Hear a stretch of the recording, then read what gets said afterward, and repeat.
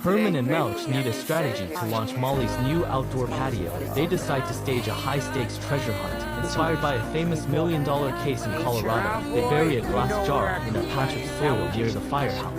Inside lies a single prize, a coupon for free drinks for life at their bar. To direct the public to the location, they attempt to craft a cryptic poem. The result, they refer to the Dan Ryan Expressway as the Ryan of Dan, simply to secure a rhyme with the word plan. Their colleagues at the station are unimpressed. Ritter examines the lines and dismisses the writing as pathetic. The firefighters argue over the technical merits of the rhymes, but Herman insists the mystery will attract a crowd. The news leaks to the public, and the reaction is immediate. The promise of free alcohol for life triggers a citywide frenzy. Strangers begin appearing near the firehouse, equipped with maps and shovels. The hunt turns into a public disturbance. Treasure seekers misinterpret the vague clues and start digging up public sidewalks and parkways.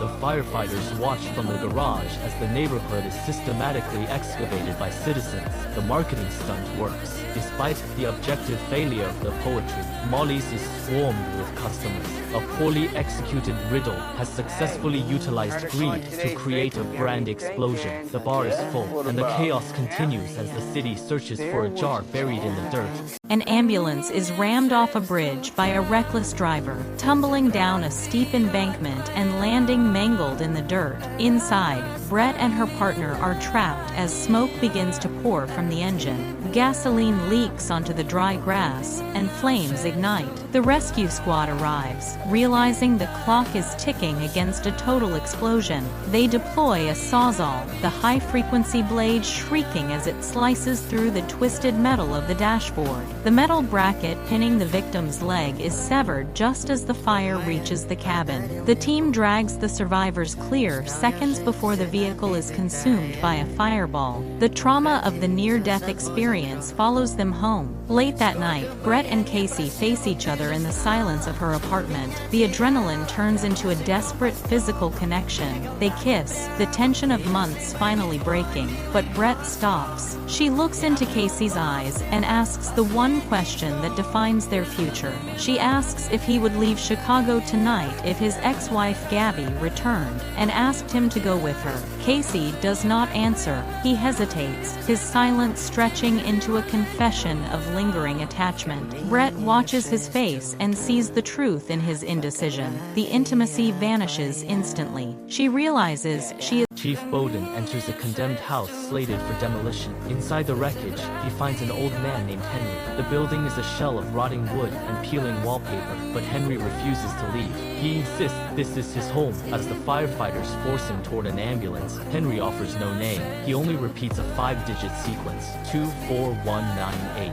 He says it over and over, his eyes fixed on the ruins of the staircase. To the paramedics, it is the incoherent rambling of an Alzheimer's patient. To Bowden, the number carries a different weight. Bowden searches the police database for the code. The search results strip away the label of a confused squatter. 24198 is a badge number. Henry is not just a retired officer. He is a recipient of the Carter Harrison Award, the highest honor for bravery in the department. The man currently being processed as a ward of the state once risked everything for the city. Bowden returns to the site of the house and finds a dusty police cap buried under the debris. That night, Bowden finds Henry sitting alone on the porch of the boarded-up building. Henry is dressed in a worn jacket, staring at the street. Bowden approaches and hands him the recovered cap. Henry takes it, his fingers tracing the emblem he wore for decades. There are no grand speeches or dramatic revelations. Bowden simply sits beside him on the steps. In the shadow of the condemned house, two men share a silent vigil, ensuring that a hero's final post is held with the dignity he earned. Mouch and Rutledge serve together at Station 55. A green leather recliner sits in the common room. Mouch claims the chair, but Rutledge occupies it every day. Mouch decides to intervene. He rigs an IV bag filled with water under the seat cushion, positioning the tube toward the center. Rutledge sits down. The pressure bursts the bag. It appears Rutledge has soaked his pants in front of the entire crew. This event marks the start of a 15-year conflict. Mouch eventually transfers to Station 51, but the feud remains active. He returns to Rutledge's firehouse and installs a large, professional sign over the entrance. It reads, Rutledge's House of Donuts. Mulch uploads the photo to social media, advertising free donuts for the neighborhood. Within hours, a crowd of citizens swarms the station. They block the bay doors and demand food. Rutledge is forced to stand in the driveway, managing the crowd while his engines remain trapped inside. Rutledge prepares a final response.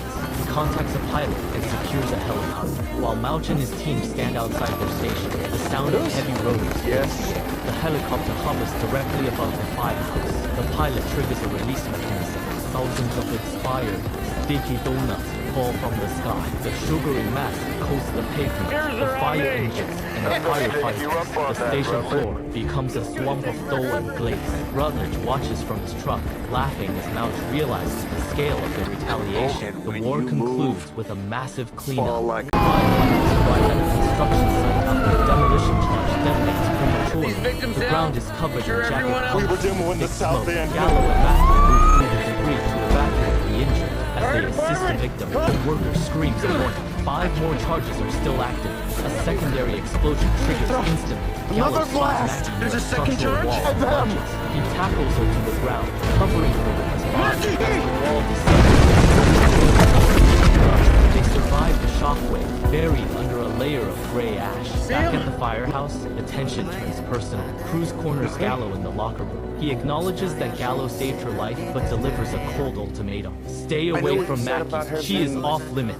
Gallo remains silent, eventually explaining he kept his distance because he believed she was a mother. The confusion stems from a misunderstanding about Mackey's family daycare. Mackey enters the room and clarifies that the children are not hers. Cruz remains unimpressed, his protective stance unchanged. However, the physical sacrifice Gallo made at the blast site has already shifted the dynamic. Despite the warning and the locker room confrontation, the bond formed in the rubble is undeniable. Gallo has proven his willingness to bleed for his teammates, making Cruz's threats feel like a losing battle against a growing attraction. В камине в 6 утра фотография твоя, горят воспоминания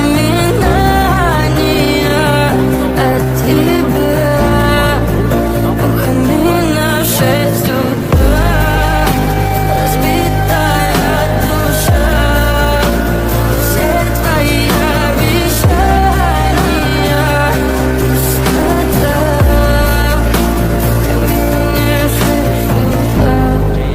Твой маяк подарил мне боль. Устал я жить, все обиды тая. Уходи, за собой закрой. Сколько бы я не просил, но ты же знала, что меня теряла. Я босиком по стеклам бегал так упрямо. Если бы не твой милый голосок, я бы